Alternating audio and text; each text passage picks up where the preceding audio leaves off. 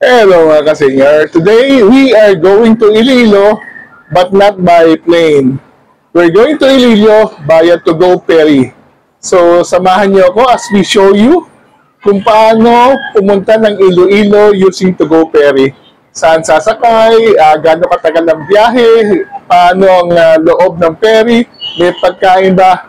All those questions will be answered when you join me in this another adventure via to-go ferry to Iloilo. Kaya tara na, let's go na. To-go ferry na tayo to Iloilo.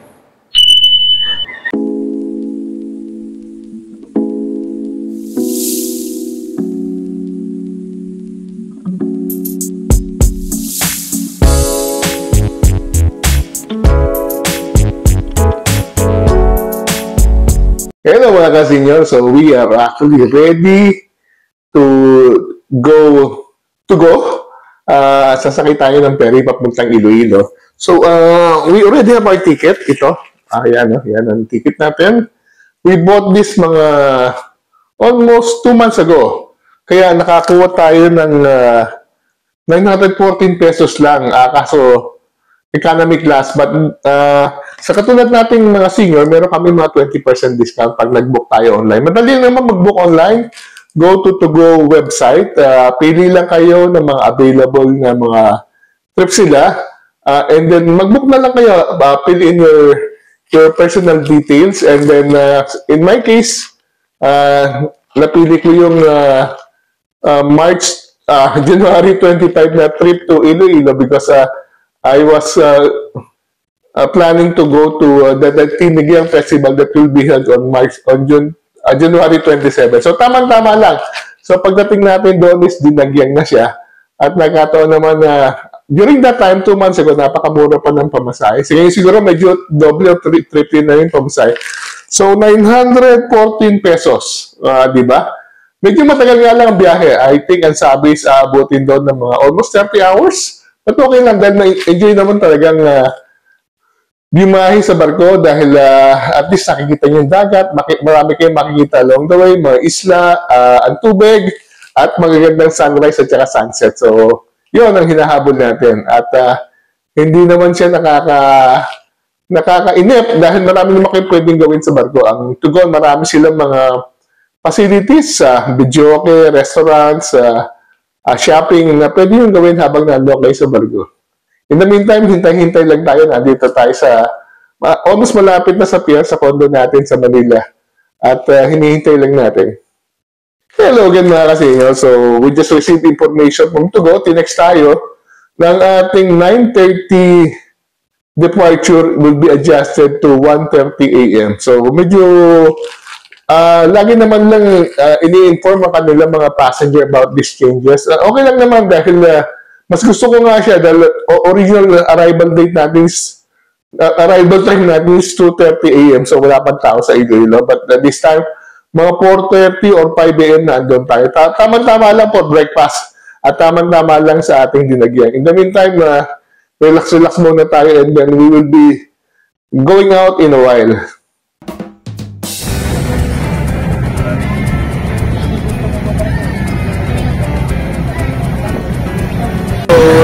Just arrived dito sa Divisoria. Siguro hanggang tayo ng ating makakainan. Kung may mga bukas pa dito. Ngayon na tayo sa Jollibee. Bago tayo sa makikita. Dahil wala naman. Matagal pa tayo mag-iwan. So, naglalakad na tayo dito sa Divisoria papunta sa pier. Dire-diretso lang naman itong recto na ito. Ang dulo nito would be the passenger terminal ng mga ferry ng to-go. So, doon tayo dire-diretso. Siguro mga 10-minute walk or less.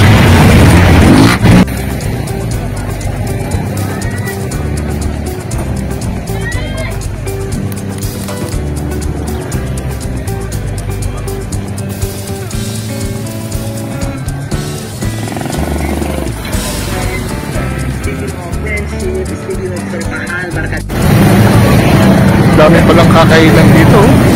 Sana dito na tayo kumain.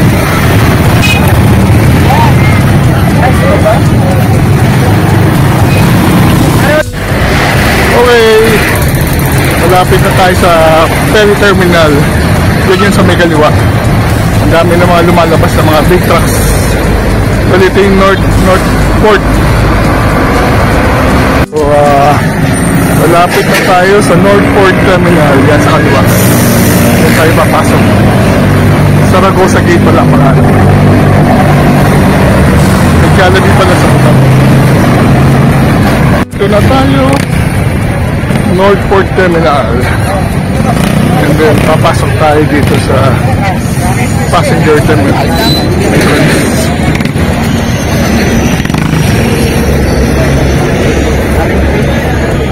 So, nandito na tayo sa North Passenger Terminal. Ayun yan. Ayun ang building. So, ang una natin gagawin would be magbayad ng terminal fee. Pero I think libre yata ang senior. So, tingnan natin.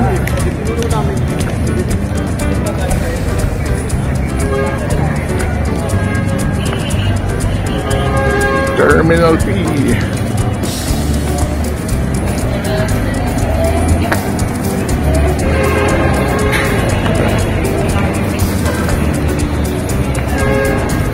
Terminal fee is 104, pero pag senior, libre pala tayo. Kaya nakalibre tayo. So, tinatakan lang naman siya. And then papunta tayo sa check-in counter. So, matatapos lang natin na x-ray. Ang next natin would be pupunta tayo sa clinic to get health clearance. Meron na naman tayong medical certificate. So, papakita lang natin ito. So, we got clearance from the clinic and then nakapag-check-in na tayo dyan. Mabilis lang naman yung process. And then, papunta na tayo sa boarding gate. Ito yung boarding gate. Good evening. Tumulan tayo sa... Senior priority ba sa boarding? Sabay-sabay naman. Okay. Yung boarding area. Time check, it's 12 midnight. Dapat nakasakay na tayo kaso na-adjust yung oras ng ating biyahe. Instead of 9:30 ngayon 1:30 na. But naka-receive naman tayo ng notice via text at saka via email na madidelay siya ng mga 4 hours. So, nandun pa rin tayo sa waiting area at naging mabilis naman ang ating pag-check-in. Ang senior and libre sa terminal fee, diretso tayo sa security area, x-ray, and then dahil senior tayo, we are required to pass by the clinic to get clearance. Tinanong lang naman kung may maintenance lang tayo. Tayo naman may dalang health certificate na fit to travel. After that, natatakan, and then after matatakan, diretso na tayo sa check-in counter. So yun, maya konti siguro sasakay na tayo. Siguro 1 hour before, sasakay tayo ng, akit tayo ng ferry. So, unlike before na nasa cabin tayo, susubukan natin sumakay doon sa talaga sa economy class. Kung paano ba talaga yung economy class ng to go. So, malalaman natin mamaya pagsampa. So, pero antong na tayo. Hopefully, pagpasampa na kahit hindi po maalis, makatulog na tayo. And then, by tomorrow, I'll going to show you yung facilities ng to-go ferry na biyaheng Bacolod, Iloilo. In the meantime, hintay-hintay muna tayo dito sa waiting area.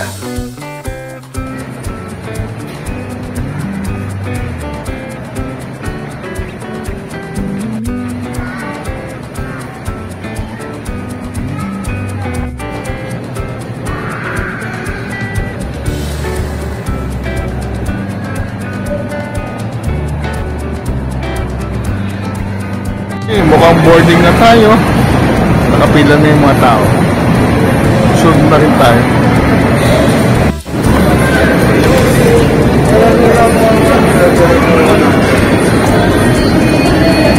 Okay, thank you rin po. Diretso na yan hanggang ano na? Sa kaliwa. Siguro yung ferry na to. Yun, iba na tayo. Doon tayo sasakay.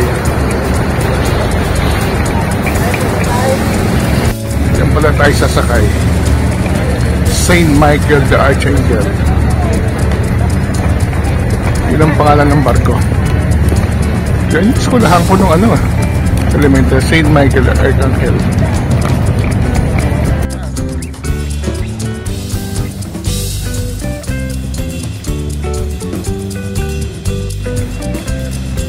Boarding na tayo.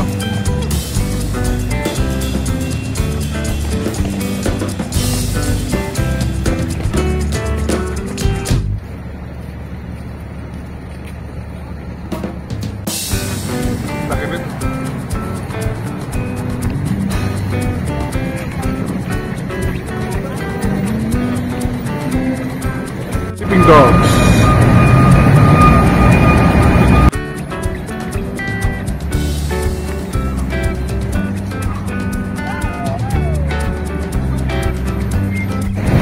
Going.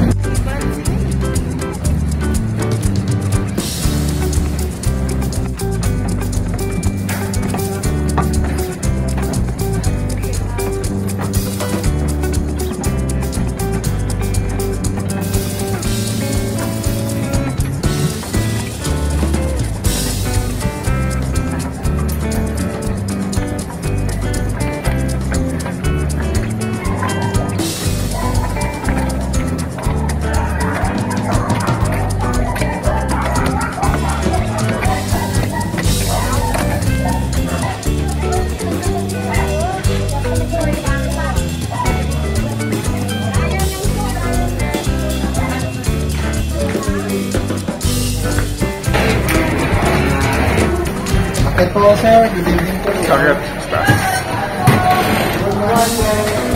Hello po, Sa taas daw tayo.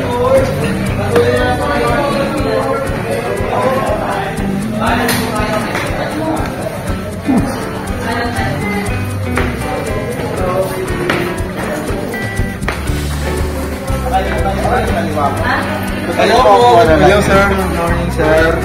Diretso lang po tayo sa dulo sir. Diretso sa dulo. Ganda pala. Ito yung ilang. Dito ro tayo. Diretso. Ito yung mga facilities nila. May mga kainan na dito. Horizon Cafe.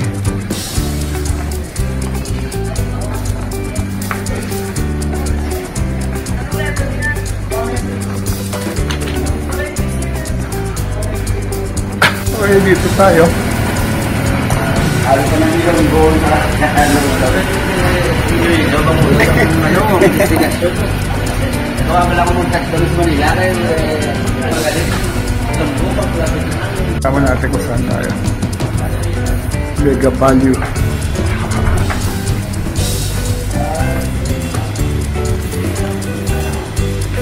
Dito tayo.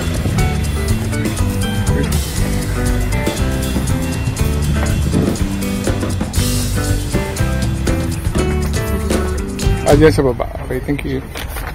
Dito tayo sa baba.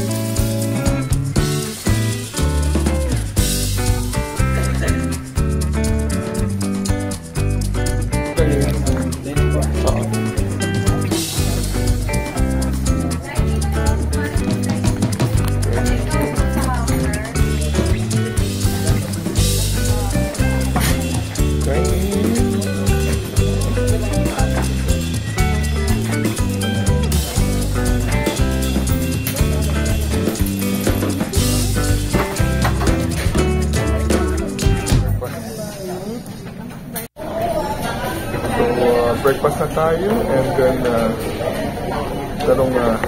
Shanghai yata ito. Tsaka log. Tsaka mahabang pila pero pag senior merong may special lane. So doon may sa senior.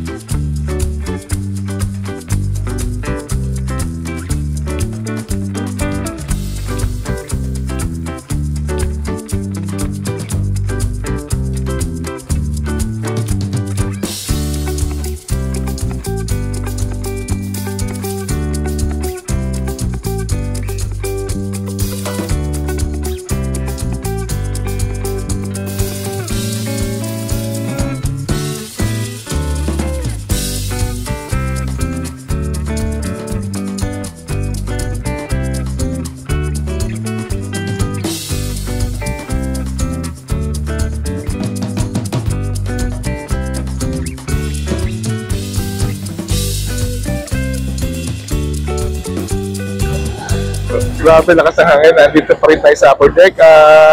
It's already 7 o'clock. We've been sailing for about 6 hours. 5.5 hours. And I think nandito na, palabas na tayo ng Batangas area at papasok na tayo ng Mindoro.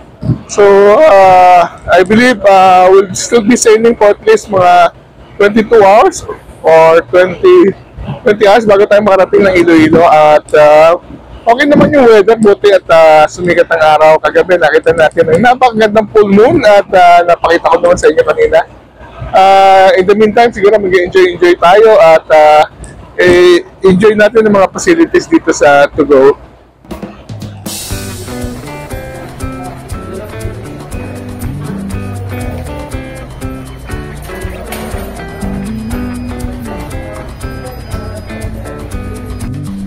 Meron din pala ganito parang airlines kita, pwede kang pumasok dito kung gusto mag-relax at kung gusto mo nang walang ingay.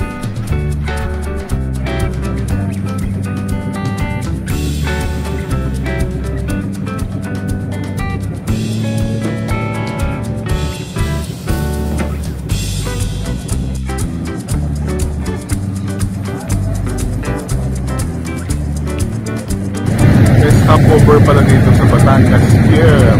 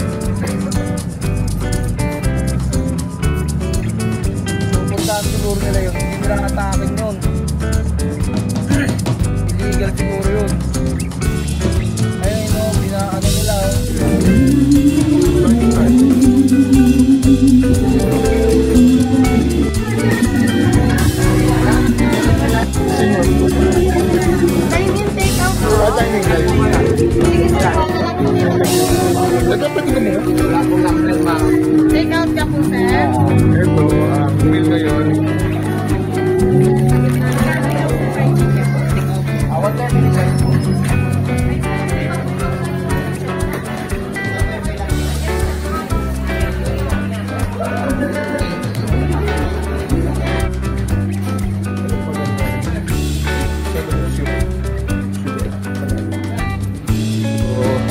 Muna tayo, meron pala zero sugar na muna. So, katatapos lang natin ng lunch. It's ano yata, chicken curry tsaka vegetables. Pwede na. Tatlong meals ang libre at tsaka ang lodging pa. Saka hanap ng 914 lang i-kompleto na lahat. So, in the meantime, search tayo sa 7 of 0. So, ito yung mga mega value accommodation. Ito yung mga higaan. Double decker siya. Yan o. Yan o. So, medyo malamig kagabi. Ang lakas-lakas ng aircon. Di yata na hinaan. Buti lang magawa tayo na sarili natin na malong na ginawa natin kumot at paglagay tayo sa room. Unan, although nag-provide naman sila ng unan. Yan. Ito tayo. We're enjoying our accommodation dito. Saka hanap ng 914 na accommodation ka na Manila to Iloilo. And then may 3 meals pa. Diba? So, we're just enjoying. We're very happy na nasubukan natin itong ganito accommodation. Unlike before, nakakabin tayo. Problema nga lang ang nung nasa cabin tayo dati, merong mga saksakan. Ito wala. Meron naman mga charging port na magbabayad yata ng 10 pesos. Kaya masubukan natin yan. Tingnan natin kung paano gamitin yan.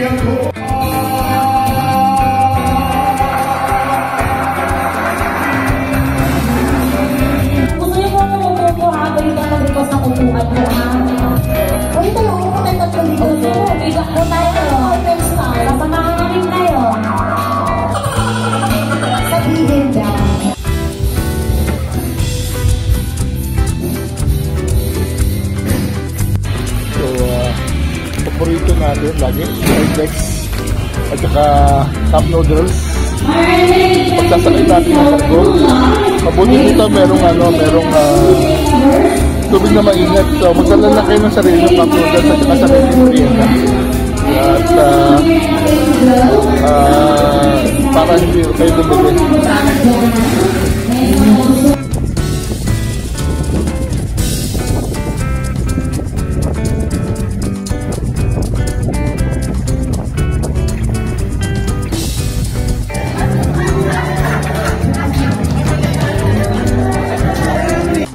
Hello again, time check, it's 1:54 in the morning. We've been sailing for more than 24 hours.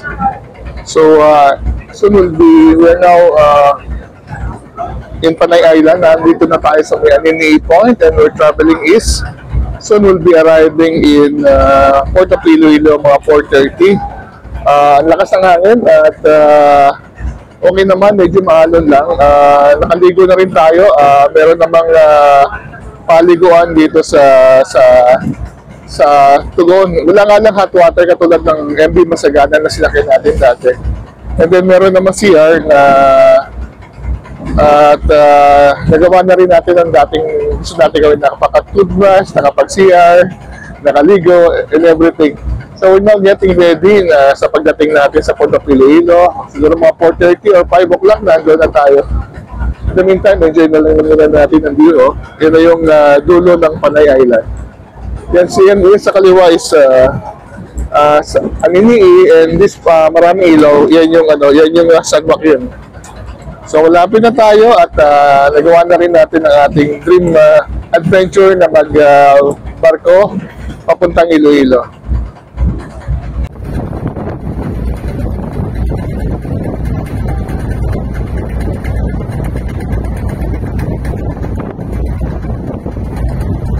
Medyo malapit na tayo sa Iloilo. Yan, no? Tapat na pala tayo ng Miagao. Yan.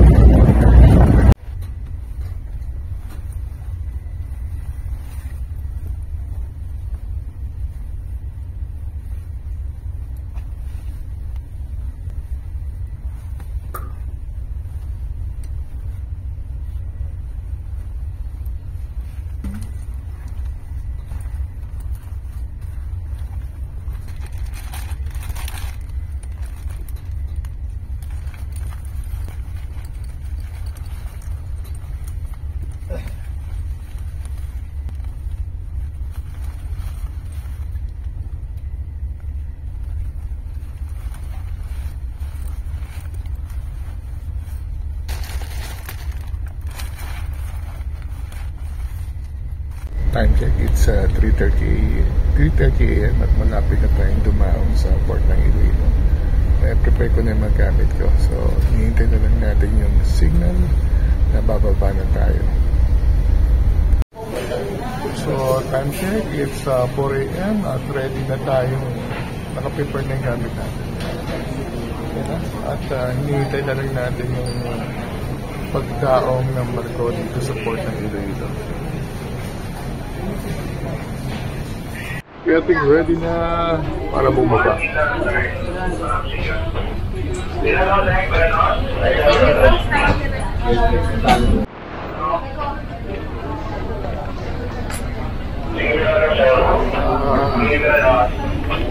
We spent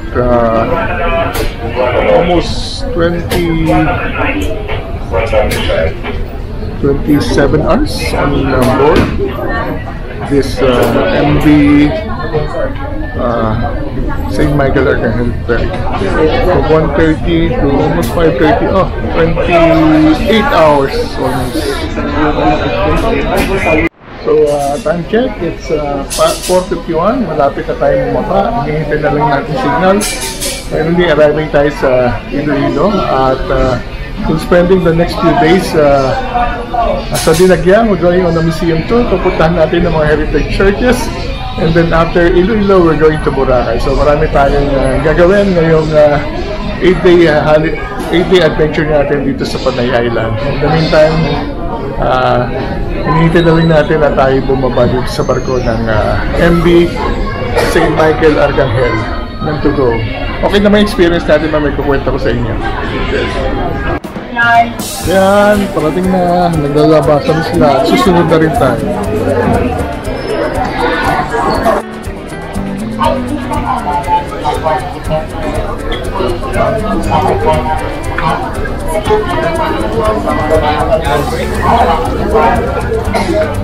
Bababa na tayo. Nandito na tayo sa port ng San Pedro dito sa Iloilo.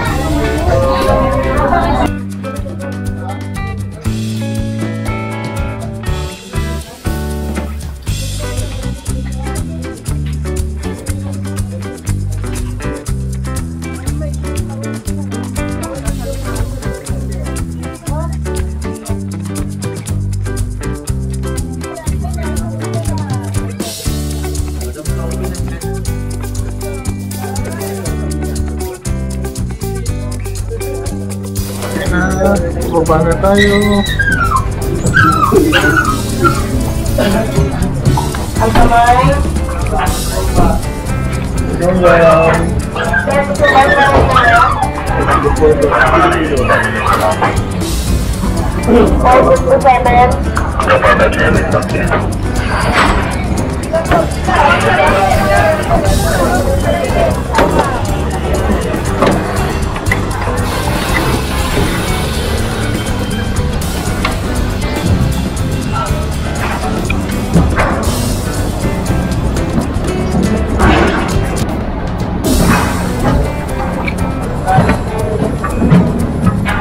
Ayan.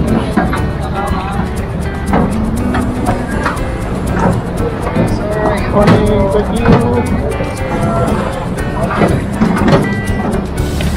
Okay, finally.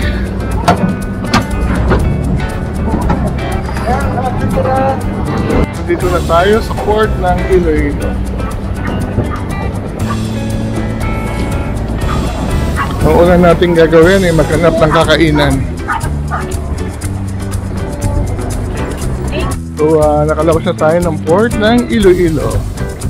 Ngayon, ang gagawin naman natin ay maghahanap tayo ng ating kakainan.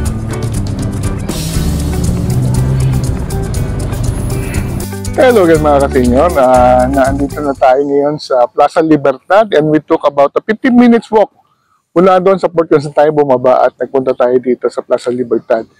So napakaganda na ginawa nating adventure dahil first time natin mag-solo ferry ride from Manila to Iloilo. Matagal na natin itong gustong gawin and we took that to go MB St. Michael Arcangel Ferry na yun ang nasakyan natin. Hindi siya katulad ng mga Masagana or Maligaya ferry, pero okay naman siya.